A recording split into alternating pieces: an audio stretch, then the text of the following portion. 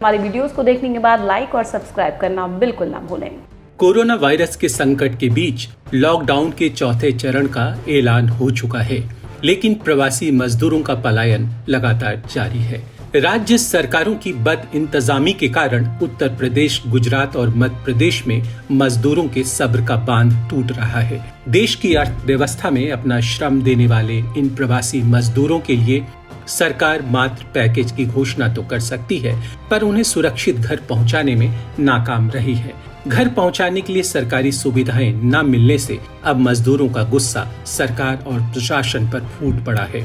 उत्तर प्रदेश की सीमाओं को सील करने के बाद मजदूरों में काफी आक्रोश दिख रहा है। आपको बता दें कि यूपी सरकार ने 16 मई को अधिकारियों को निर्देश दिया था कि राज्य की सीमाओं को सील कर दिया जाए। आदेश में ये भी कहा गया था कि पैदल प्रवासी मजदूरों और अवैध वाहनों को राज्य की सीमा में प्रवेश नहीं करने दिया जाए, और इस आदेश के बाद यूपी के सीमाओं को सील कर दिया गया।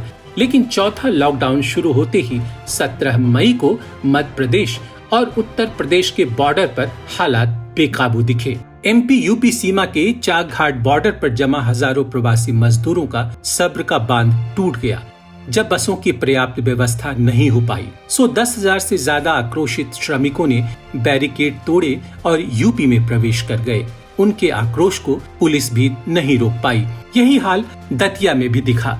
यूपी सरकार द्वारा सीमा सील करने से दतिया में 10 किलोमीटर तक वाहनों की लंबी कतारें लग गई। घंटों बॉर्डर पर फंसे मजदूरों ने आपा खो दिया और वाहनों से उतरकर पैदल ही बॉर्डर पार करने का प्रयास किया। तभी झांसी पुलिस ने लाठियों के दम पर जौहरिया में यूपी बॉर्डर पर मजदूरों को खदेड़ना शुरू कर दिया। वहीं यूपी पुलिस ने मजदूरों को एमपी सीमा में खदेड़ दिया, जिससे आक्रोशित मजदूरों ने नारेबाजी शुरू कर दी। यूपी के ही सहारनपुर में भी मजदूरों के साथ ऐसा ही बुरा सलूक होता रहा, तो घर लौट रहे पैदल मजदूरों ने हंगामा शुरू कर दिया। ये सभी अपने घर बिहार वापस जाना चाहते थे, लेकिन पुलिस वाले इन्हें रोक रहे थे और इसी वजह से मजदूरों ने सरकार के खिलाफ नारेबाजी शुरू कर दी और अंबाला हाईवे जाम कर दिया।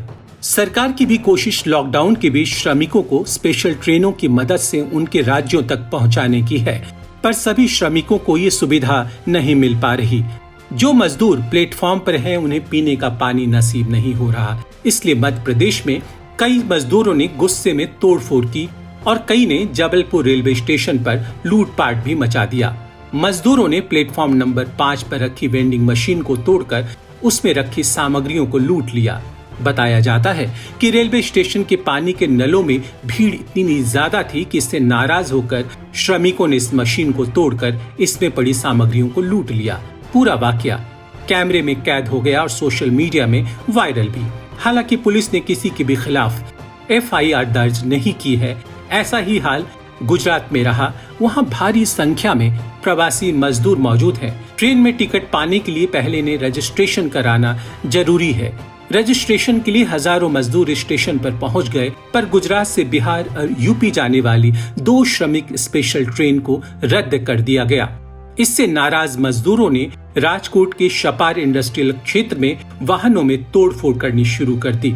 दरअसल मजदूर राजकोट में शापर बेरावर हाईवे पर घर वापसी के लिए सरकारी वाहनों का इंतजार कर रहे थे, पर कोई इंतजाम नहीं दिखा तो उनका गुस्सा फूट पड़ा। इन मजदूरों ने घर वापसी के लिए जोरदार प्रदर्शन किए। वहां खड़े वाहनों को क्षति भी पहुंचाई। प्रवासी मजदूरों को जिस तरह की दिक्कतों का सामना करना पड़ा है, वो हमारे देश के सरकार के लिए बहुत बड़ी सबक है।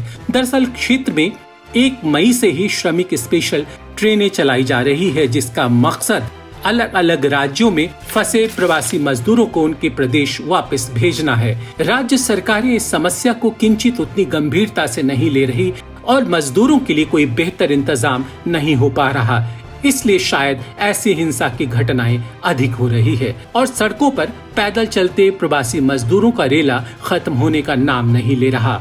आए दिन देश के अलग अलग हिस्से से दुखदायी खबरें आ रही है, जिससे देश के सिस्टम पर ही सवाल खड़ा होता है। हमारी वीडियोस को देखने के बाद लाइक और सब्सक्राइब करना बिल्कुल ना भूलें।